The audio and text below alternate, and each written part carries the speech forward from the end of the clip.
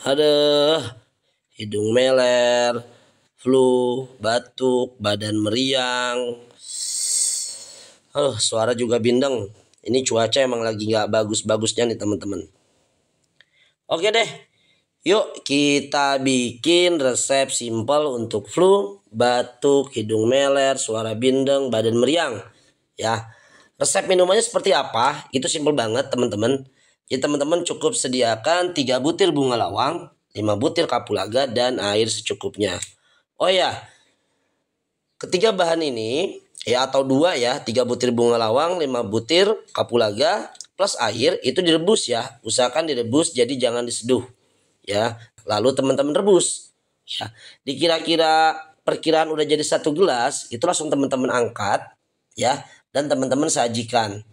Nah, usahakan minum selagi hangat.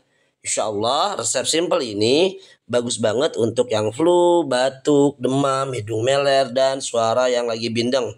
Insya Allah selain resep ini bisa menghangatkan tubuh ya, jadi resep ini juga insya Allah memperlancar aliran darah ya gitu. Jadi nggak hanya cuman memberikan efek sensasi hangat, tapi juga memperlancar peredaran darah. Makanya insya Allah yang flu, batuk, hidung meler, bindeng, insya Allah perlahan bisa disembuhkan.